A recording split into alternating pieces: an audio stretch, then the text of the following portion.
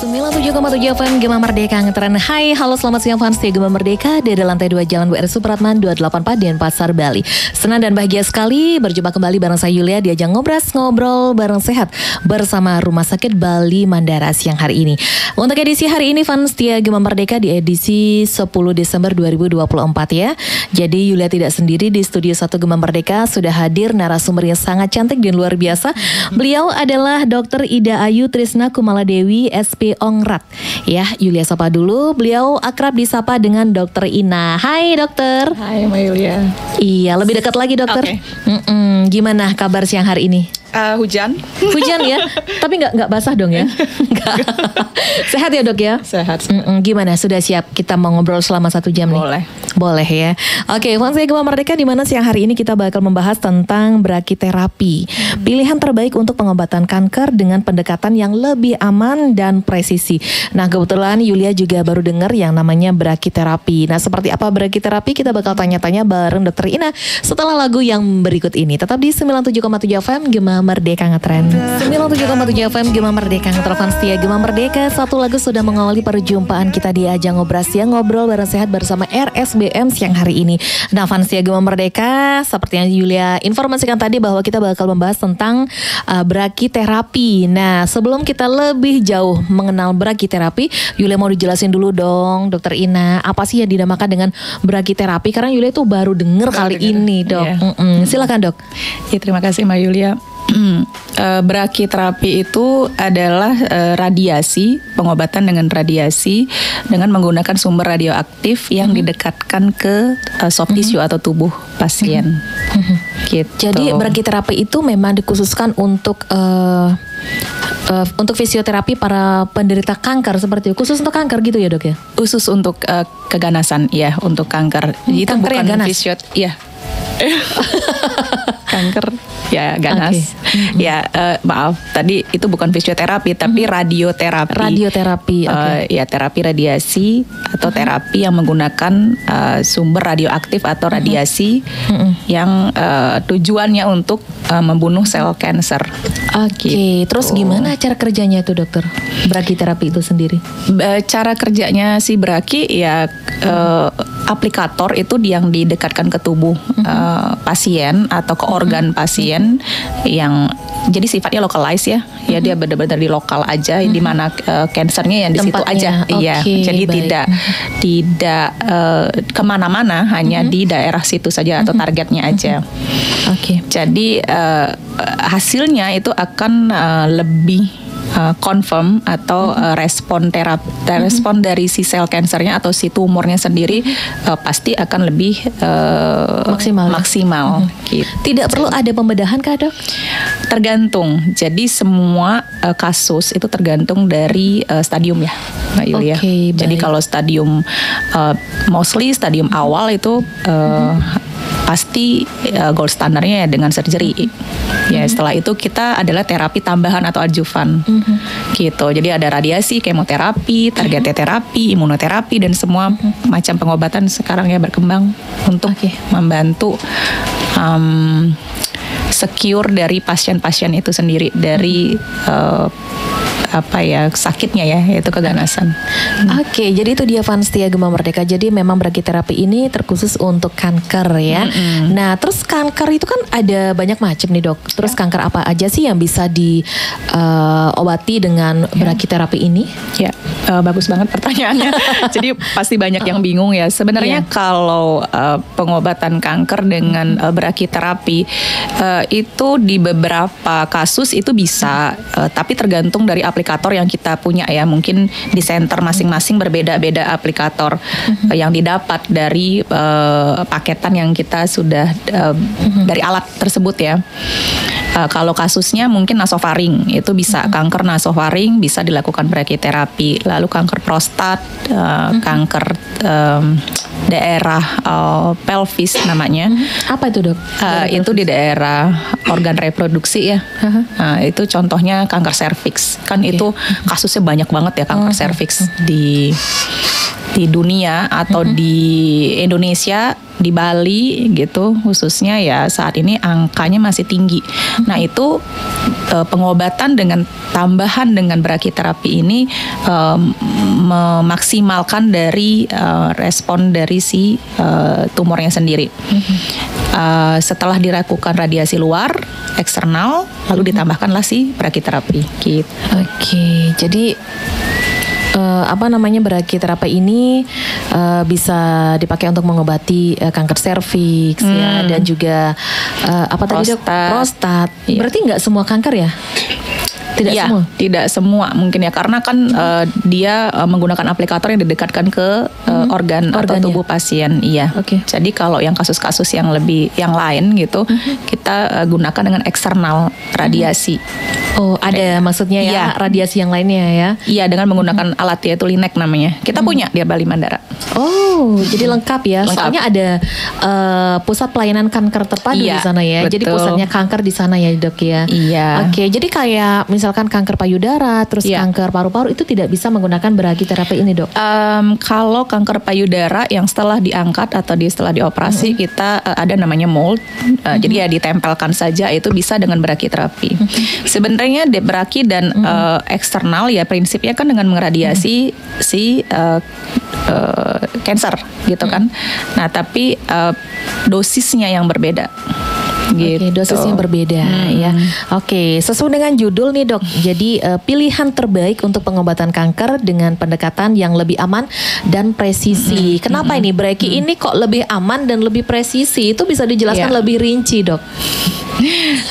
Kenapa lebih aman dan lebih presisi, lebih confirm karena dia localized dan langsung didekatkan ke pusatnya ya. Targetnya, si tumornya gitu. Kalau kita menggunakan misalnya dengan kemoterapi itu kan IV ya, melalui intravena. Jadi semua sel dari ujung atas sampai bawah ya kena gitu. Nah itu pun ada tujuannya. Nah kalau brachytherapy ya hanya ditarget di localize itu aja di tempat sakitnya. Oke, jadi itu dia Vanstia Gema Merdeka. Tentunya dari brachytherapy ini ada keunggulan-keunggulannya ya dibandingkan dengan radioterapi eksternal yang lainnya. Nanti bisa dijelaskan ya, Dok ya setelah yang berikut ini ya. Vanstia Gema Merdeka, jangan kemana-mana, Yulia akan segera kembali setelah yang berikut ini. Tetap di 97,7 FM Gema Merdeka Ngetren. 97,7 FM Gema Merdeka Ngetren Vanstia Gema Merdeka. Kita sudah menikmati lagu yang baru saja kita nikmati bersama, dan tentunya kita menjadi lebih fresh ya Vanstia. Sebelum Yulia lebih lanjut untuk bertanya-tanya tentang keunggulan dari brachytherapy kepada Dokter Ina. Dokter, tentunya ini brachytherapy ini kan punya kelebihan ya dibandingkan dengan radioterapi eksternal ya. Bisa dikasih bocoran, Dokter, apa sih kelebihan dari brachytherapy ini? Kelebihan sebenarnya kita tidak membicarakan ada yang lebih dan kurang sih. Ini saling melengkapi. Jadi dia itu satu package gitu. Kalau kasus terutama contoh dengan sel cervix ya dia harus eksternal dulu, baru diberikan internal yaitu brachytherapy untuk melengkapi dosis. Karena kalau dikatakan kita bilang kelebihan gitu, benefit dari si brachy itu dosis yang kita delivery itu bisa jauh lebih besar dalam satu waktu kita berikan gitu. Kalau eksternal kan enggak, karena kan ada organ normal di sekitarnya yang kita harus jaga. Nanti akan terkait dengan efek samping akut dan lanjut. Nah kalau brachytherapy pada saat delivery dosis pertama yaitu biasanya mostly kita berikan dalam 1 minggu sekali sih Mbak Yulia. Kalau eksternal itu di 1 minggunya bisa 5 fraksi. Oke. Ya. Nah itu si dosisnya lebih besar sehingga tumornya gitu sudah mendapat dosis yang dari eksternal dan ditambahkan dengan yang dari brachy ini jadi lebih besar mendapatkan di tumor atau di targetnya. Jadi organ normalnya lebih aman. Oke. Gitu sih. Dari Brachytherapy ini sendiri apakah ada kayak semacam efek samping gitu dok? Misalkan kayak apa namanya organ yang lainnya gimana kerusakan atau gimana ya, efek sampingnya lah, ada nggak? Pasti. Apa itu dok? Apapun itu pasti ada efek samping. Efek samping negatif ya pasti ya kalau efek samping ya. Kalau brachytherapy, kalau pada kasus pelvis gitu yang kita masukkan aplikator ke organ, kalau misalnya nih rahimnya masih ada gitu, kita masukkan aplikator ya mungkin ada sedikit bleeding atau perdarahan, lalu saat berkemih mungkin pasien merasa tidak nyaman. Ada juga kasus yang pasien beberapa yang mengeluhkan BAB cair, tapi yang tidak sampai yang kasusnya berat gitu ya, enggak sih. Mungkin kita akan evaluasi dan memberikan obat-obatan ya untuk membantu mengurangi. Dari jadi bisa diminimalisir ya dari efek sampingnya itu ya dokter ya. Bisa. Oke, terus kalau untuk brachytherapy sendiri ini gimana prosedurnya dok untuk tahapan-tahapan kayak gitu? Oke. Kalau pasien setelah di eksternal, mostly saya di eksternal kita berikan misal 25 kali. Nah, pada saat yang ke-20 saya pasti akan persiapkan pasien untuk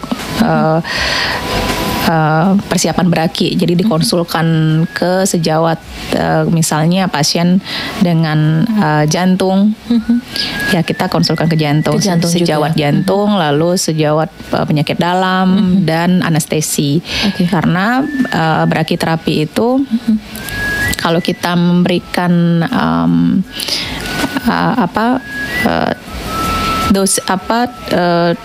terapi yang aplikatornya masuk ke organ gitu, itu kan perlu rawat inap ya untuk observasi sih. Ya paling semalam aja. Nah itu harus persiapannya dikosongkan dulu. Usus perutnya. Ya, perut. Jadi ini ya puasa ya dok ya? Iya. Jadi kayak mau operasi gitu dok ya? Iya, tapi tindakannya itu di ruang tindakan semi steril ya. Jadi ya tidak seperti di ruang operasi yang benar-benar steril ya. Iya, ini ditindakannya di ruangan yang mini OK gitulah. Nah, mini itu OK.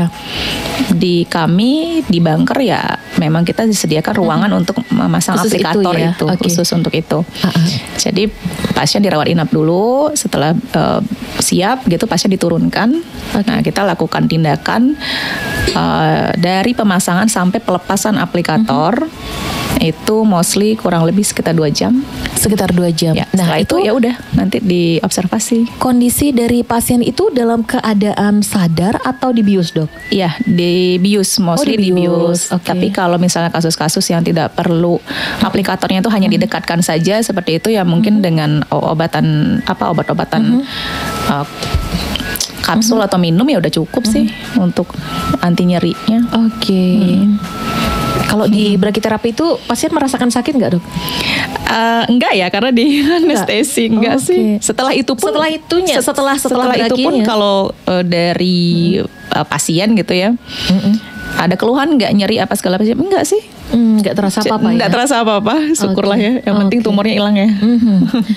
Berarti kayak kayak kemoterapi itu kan rambutnya sampai rontok. Kalau brachytherapy sendiri nggak sampai begitu dok? Enggak ya. Nah itulah dia kelebihan ya, keunggulan dari brachytherapy sendiri ini ya.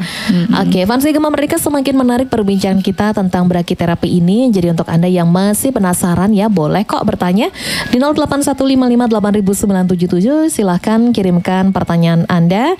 Jangan lupa cantumkan nama dan juga spasi dan pertanyaan Anda. Kirimkan di 0815580977. Kita akan segera kembali setelah yang berikut ini. Tetap di 97,7 FM Gema Merdeka Ngetren.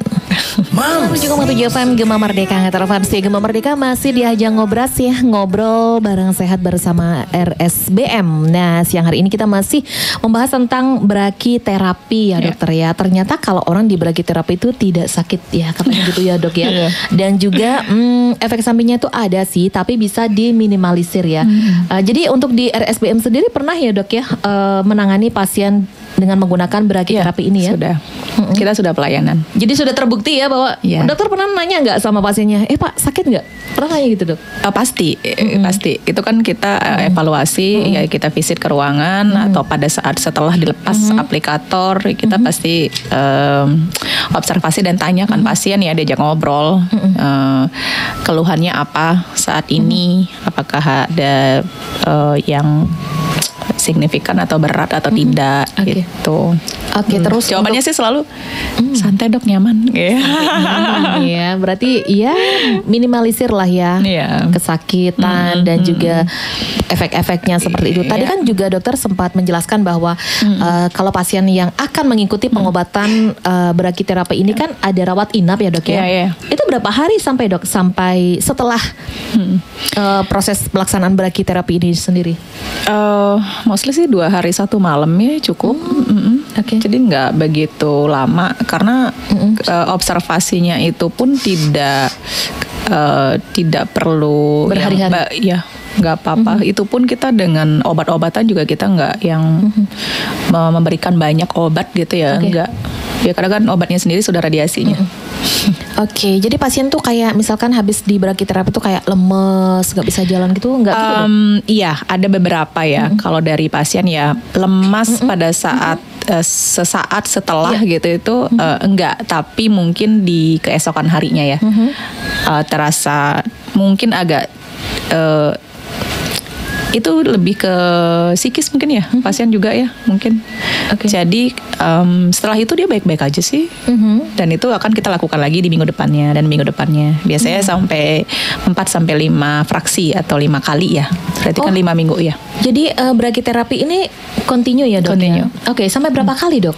Tergantung ya dosis. Kalau ada yang beberapa guideline ya memberikan, ada yang dari 3 fraksi, berarti 3 minggu ya, seminggu sekali sampai di minggu kelima. Jadi 3-5 fraksi atau 5 kali. 3 minggu sampai 5 minggu berarti seminggu sekali ya dok ya? Iya.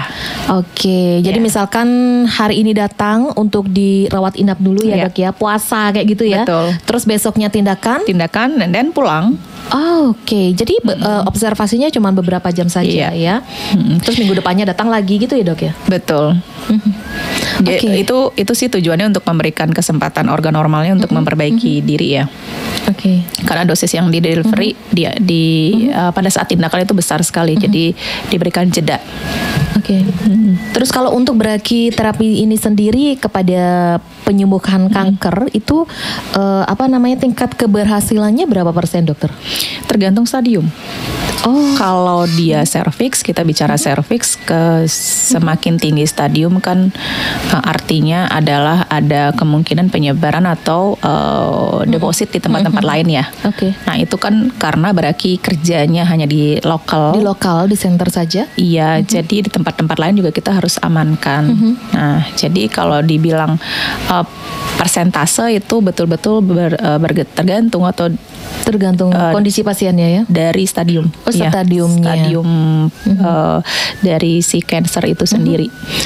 Ambil saja contoh misalkan stadium 4 nih dok. Gimana tingkat keberhasilannya dok? Nah itu benar sih pertanyaannya Mbak Yulia tuh. Karena kebanyakan pasien datang sudah stadium lanjut sih ya. Terkadang kan karena pertama takut periksa, yang kedua diabaikan. Nah begitu periksa sudah stadium 4. Nah itu dia dokter. Kalau kasus-kasus serviks atau kasus uterus atau kanker pada rahim gitu, yang itu pasti kan surgery dulu ya. Kalau di stadium awal. Nah itu kalau serviks ya.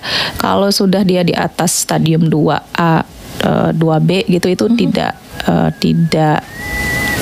bisa gitu dilakukan untuk operasi ya, masuklah radiasi. Jadi dari eksternal lalu ke braki kan gitu. Nah itu hasilnya itu tergantung dari si besarnya tumor, keterlibatan organ-organ sekitarnya. Nah itu amat sangat besar sekali peranan dari penentuan dari stadium itu. Persentasenya mungkin kalau stadium 4 semakin tinggi stadium, persentasenya pasti semakin turun ya, untuk survivalnya. Jadi Ya, kurang lebih berapa nih? Kurang lebih mungkin sekitar 30% mungkin. 30%. Kalau misalkan dari 30% itu diulangi sampai 3 kali kan bisa 100%, enggak sih? Konsepnya nggak kayak gitu. Sayangnya konsepnya nggak bisa ditambah begitu ya, Fans. Iya. Oh begitu, baik. Iya. Jadi ya tapi ada kemungkinan sih kalau misalkan dari kondisi tubuh dan juga mukjizat dari betul, Tuhan betul, kan bisa. Betul setuju. Okay. Makanya kita kenapa sebagai manusia ya itu harus selalu berserah tapi kan tidak menyerah. Iya, jadi harus berusaha. Ya tetap miracles atau keajaiban Tuhan itu kan tetap ada. Oke. Kita tetap berdoa gitu sih. Iya. Ya, kalau Tuhan berkehendak sembuh?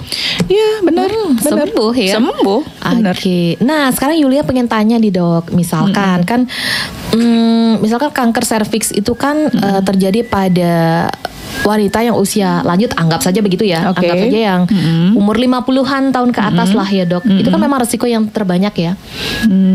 Okay. Usia lanjut. Oke.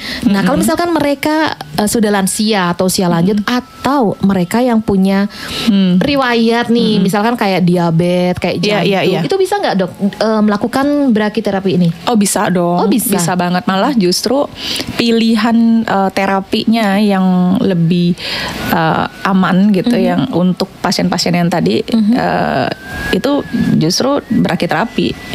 Karena kan dia ya itu balik lagi dia cuma di targetnya aja ya. Oke. Jadi efek samping di organ-organ yang lain itu kan minimal. Gitu. Jadi pilihan-pilihan pengobatan itu paling tidak gitu ada untuk kasus-kasus yang seperti itu kan. Apalagi pasien mungkin di atas 60 tahun ya. Nah, itu kan metabolisme dan tubuh pasien itu berbeda sekali dengan yang usia yang lebih muda. Gitu. Jadi aman ya, Dok ya? Iya, more safe ya. Terkadang kan kalau misalkan pasien yang usia lanjut, kalau misalkan mau diambil tindakan operasi itu terkadang masih berpikir ya, punya efek ini atau riwayat ini, jadi lebih takut seperti itu ya. Oke, dokter, kita break sejenak ya. Fans Gema Merdeka jangan kemana-mana. Jangan lupa untuk yang mau tanya-tanya silakan di 08155800977. Yulia akan segera kembali setelah yang berikut ini. Tetap di 97,7 FM Gema Merdeka Ngetren. 97,7 FM Gema Merdeka Ngetren, Fans Gema Merdeka. Nggak terasa kita sudah berada di 42 menit melangkah dari jam 1 siang ya. Nggak terasa, dokter, sudah 42 menit berlalu ya. Padahal pertanyaannya masih banyak. Dan Fans Gema Merdeka, untuk yang mau bertanya silahkan jangan lupa ditulis nama, spasi, alamat dan juga pertanyaan Anda ya di 08155800977. Nah, setelah tadi sudah dijelaskan oleh Dokter Ina tentang tingkat keberhasilan brachytherapy itu sendiri ya. Nah, Fans Gema Merdeka kembali bakal tanya-tanya ya, Dok. Jadi tadi aman ya brachytherapy itu untuk para lansia dan juga pasien yang punya riwayat sakit kayak diabetes kayak gitu ya, dokter ya. Oke, seberapa sering sih, Dok, brachytherapy itu dilakukan untuk pengobatan tunggal dibandingkan terapi kombinasi? Seberapa sering itu sepertinya tidak ya, karena kita pasti harus kombinasi dengan eksternal sih, Mbak, karena dosis kan. Oke. Jadi kalau karena eksternal pun ada beberapa teknik yang memang juga lebih presisi dan lebih confirm lagi. Jadi brachytherapy itu adalah pelengkap untuk melengkapi dosis. Kalau kasus pada kanker serviks itu tidak tergantikan dengan yang lain. Jadi misalnya eksternal ya udah biar tidak dilakukan brachy ya ditambahkan dosis pada radiasi eksternal. Itu nggak bisa. Kalau dari data ya tetap harus diberikan dosis itu melalui si brachytherapy ini gitu. Oke. Kalau ngomong-ngomong brachytherapy ini sendiri biayanya lebih hemat nggak sih dibandingkan dengan pengobatan yang lainnya, Dok? Biaya. Biaya. Kalau BPJS bisa. Sudah sudah tercover oleh BPJS. Namun saat ini beberapa center mungkin masih belum bekerja sama ya dengan BPJS. Jadi kalau out of pocket atau biaya sendiri dari pasien kemungkinan lebih besar sih, Mbak Yulia, daripada eksternal. Oke, boleh kasih tahu nggak sih bocorannya, Dok? Masing-masing rumah sakit mungkin ya berbeda range-nya ya. Saya kurang tahu sih kalau masalah biaya, mungkin bisa nanti ditanyakan. Bisa langsung ke sosial media RSBM ya. Boleh. Oke, jadi tapi bisa dipakai BPJS ya dok ya? Bisa ya. Bisa. Oke, di RSBM sendiri bisa pakai BPJS. Saat ini kebetulan kami belum bekerja sama dengan BPJS, jadi masih dengan umum biaya sendiri ya. Semoga nanti kedepannya bisa pakai BPJS ya dok. Iya. Semakin banyak yang bisa kita tolong ya. Iya benar banget. Oke. Berarti untuk brachytherapy ini bisa membantu meningkatkan kualitas hidup pasien ya dok ya setelah pengobatan ini ya. Iya pastinya ya, karena kan kalau tumornya responnya baik gitu, ya kan pasti kualitas hidup pasien juga pasti akan membaik ya. Sementara kita evaluasi, follow up rajin, kalau memang ada apa-apa ya cepat ditangani gitu. Oke, baik. Terus untuk tenaga medis sendiri dan juga dokter spesialis itu perannya gimana nih dok dalam memastikan keberhasilan dari brachytherapy ini sendiri? Kami itu kerja tim sih Mbak Yulia. Jadi tidak ada yang berdiri sendiri. Misalnya hanya spesialisnya saja atau dokter spesialis atau klinisinya aja gitu. Kami ada tim yaitu terdiri dari dokter onkologi radiasinya, ada fisikawan medik. Kami punya fisikawan medik yang memang khusus untuk radioterapi gitu. Pendidikannya yang agak berbeda sedikit. Lalu ada radiografer terapi. Ada nurse onkologi ya, memang perawat yang bersertifikat ya untuk di onkologi. Onkologi. Jadi memang khusus onkologi saja ya dok ya? Iya, biasanya mereka biasanya bersertifikat sih dari nurse, lalu mereka ada pelatihan-pelatihan yang memang dikhususkan untuk bagaimana sih merawat pasien-pasien dengan keganasan gitu, dan merawat efek samping dari terapi. Lalu ada kita juga molding, ada timnya, lalu ada atem itu juga untuk memang atem itu apa ya, teknisi sih yang lebih yang lebih kita tim itu yang terdiri dari itu ya untuk membantu mengamankan si alat-alat ini, kalau ada apa-apa ya dibantu oleh si atem. Jadi anggap saja teknisi. Kalau di radio memang ada teknisinya, kalau ada kerusakan ya teknisinya ya, begitu ya. Oke, baik. Terus untuk pasien sendiri nih dok, gimana nih? Kalau misalkan mau mempersiapkan diri untuk menjalani brachytherapy itu apa aja sih yang perlu disiapkan dok? Spesifiknya sih nggak ada ya. Mungkin mental ya? Iya. tapi ini apa ya?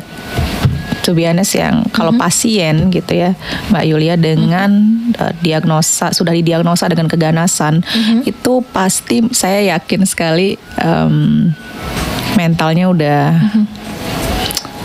bisa dibilang mental baja ya, karena kan tidak semua bisa menerima. Tidak semua bisa menjalani setelah didiagnosa, lalu menjalani terapi dengan baik, dengan patuh, sesuai jadwal, itu kan tidak semua. Jadi saya selalu bicara ke pasien yang ya kita salut banget lah, luar biasa. Jadi nggak mental mereka atau psikis mereka tuh berbeda dengan pasien-pasien yang lain. Jadi ya itu kita perlu apresiasi sekali kalau makanya kan setelah tahu dan akhirnya mau menerima dan berobat gitu, itu kan prosesnya masing-masing berbeda-beda. Tapi setelah mereka berobat dan akhirnya menemukan suatu harapan, saya bisa membaik nih, itu kan juga kita kan jadi ikut apa ya, ketularan ya vibe-nya, jadi ya kita seneng. Juga seneng. Iya. Tapi memang jarang ya orang yang bisa menerima benar-benar gitu ya. Jadi memang apa namanya, kita salut dan juga bangga bagi mereka yang menerima keadaan dan semangat untuk sembuh ya dok ya. Iya, paling tidak mau ya untuk berobat. Mau untuk berobat. Jadi tidak lari ke apa tradisional atau apa alternatif ya. Alternatif. Oke. Nah terus untuk layanan brachytherapy ini di mana aja dok tersedia, dan juga gimana caranya pasien untuk mendapatkan layanan brachytherapy ini? Di mana saja. Kalau di Bali kami ada center sudah 2 sebetulnya, ada di RSUP dan di Bali Mandara. Bali Mandara cuma 2 aja untuk di Bali ya? Iya, makanya kan. Jadi caranya ya kalau dengan karena braki kami masih dengan umum gitu ya, langsung daftar aja. Daftar ke sana ya. Iya, dan jam berapa itu Dok? Mungkin ada jam kerjanya pagi atau malam? Iya dari pagi sampai jam kerja sore ya. Oke. Jadi Vansia langsung saja datang ya ke Rumah Sakit Bali Mandara. Dengan bawa rujukan ya dari dokter. Rujukan Dok? Iya, kan paling tidak ada form. Tidak pakai BPJS, tidak ada persyaratan, jadi langsung. Betul. Tetap bawa tapi rujukan. Tetap membawa keterangan dari dokter sebelumnya. Kalau kasusnya cervix contoh, itu dari Obsgyn, konsultan onkonya nanti dia pasien membawa keterangan gitu, permintaan untuk dilakukan apa oleh dokter perujuk. Jadi kita ada dasarnya dan ada kelengkapan yang dibawa pasien, paling hasil patologi anatomi, imaging gitu. Jadi ya yang kurang-kurangnya kita akan lakukan selama pada saat selama pasien di sana sih. Oke. Gitu. Yang penting datang aja gitu ya. Datang aja dan ngobrol dulu. Iya, ngobrol dulu. Tenang aja, bakalan ada Dokter Ina di sana yang menyambut Vansia Gema Merdeka ya, dengan segala keluhan ya dokter ya. Oke. Keluhan apa dulu Mbak Yulia? Tapi kalau keluhan kantong kering nggak bisa ya dok ya. Kan kanker namanya. Saya yang mengeluh gitu. Baik dokter, kita beri sejenak ya, karena di sesi yang terakhir Lila bakal bacakan pertanyaan dokter, karena ada Vansia Gema Merdeka yang sudah mengirim pertanyaan ya. Oke Vansia, kita akan segera kembali setelah yang berikut ini. Tetap di 97,7 FM Gema Merdeka Ngetren. 97,7 FM Gema Merdeka Ngetren. Vansia Gema Merdeka masih diajak ngobrol bareng sehat bersama RSBM. Dan saatnya Yule bacakan untuk pertanyaan yang sudah dikirimkan di 0815580977 ya. Baik dokter, ini satu pertanyaan datang dari Ibu Eka dari seputaran Kesiman. Halo Ibu Eka, terima kasih sudah kirim pertanyaan ya di 0815580977. Dan untuk pertanyaannya adalah, saya salah satu pasien pengidap serviks ya Bu Eka itu sudah stadium 3 dan juga sudah menjalani pengobatan sinar radiasi dan brakiterapi. Pertanyaannya, apakah ada kemungkinan Bu Eka ini untuk sembuh dok? Itu saja pertanyaannya. Oke. Jadi sudah menjalani brakiterapi nih dok. Ada kemungkinan nggak? Ada kemungkinan bisa sembuh nggak sih? Pertanyaannya, kayaknya saya perlu ngobrol gitu dengan Ibu Eka. Kapan dilakukan terapi itu kan itu satu. Lalu eksternal dan brakinya itu apakah ada berjarak berapa lama? Karena itu akan menentukan juga kalau pertanyaannya kesembuhan. Nah, kalau ditanyakan kesembuhan dengan stadium 3 gitu, setelah dilakukannya radiasi, saat itu banyak faktor yang menentukan sih ya tadi dari pasien sendiri ya, dari masing-masing tubuh pasien. Tapi mostly itu lebih secure sih Mbak Yulia. Jadi Ibu Eka kalau dikatakan saat ini survive gitu setelah dilakukan terapi lengkap, harusnya survive. Jadi kita evaluasi itu aja sih yang rajin ya, dilakukan sesuai jadwal follow up-nya. Kalau sembuh, pertanyaannya sembuhnya apa dulu? Kalau sembuh dengan betul-betul total gitu ya, kita harus periksa. Jadi periksa lengkap dari atas sampai bawah. Nah, kalau survive yang saat itu di tumornya itu saya sih yakinnya 80% gitu. Itu survive atau secure yang di tumornya gitu. Kalau sudah dengan lengkap ya, dan tidak ada jeda yang lama dari eksternal dan ke braki. Oke. Jadi seperti itu jawaban buat Ibu Eka. Oke, Vansia Gema Merdeka, karena waktu sudah merapat ke jam 2 siang saja dokter. Di sesi yang terakhir, Yulia kasih kesempatan untuk Dokter Ina untuk memberikan closing statement buat Vansia Gema Merdeka, pesan dan juga kesan. Oke, pesan dan kesan untuk fans setia Gema Merdeka FM, mungkin satu itu lebih aware ya. Kita harus zaman sekarang gitu, kita harus lebih aware dengan diri kita sendiri, lebih happy. Harus happy. Gimana caranya? Banyak sekali caranya, dan itu tidak perlu mengeluarkan biaya yang besar. Yang penting mindset. Mindset, lalu pola hidup cerdik. Ya nanti dicari sendiri pola hidup cerdik itu kepanjangannya apa. kita hanya bisa untuk membuat kita tidak ada insurance ya. Kalau begini pasti begitu, itu nggak ada. Semua di kehidupan itu probabilitas ya.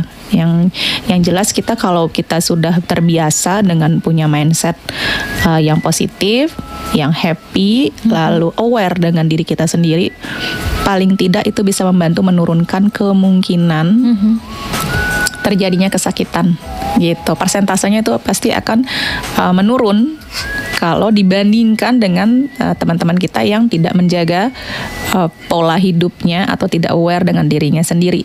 Ya itu akan berkaitan dengan screening ya sih nanti. Oke. Itu aja sih.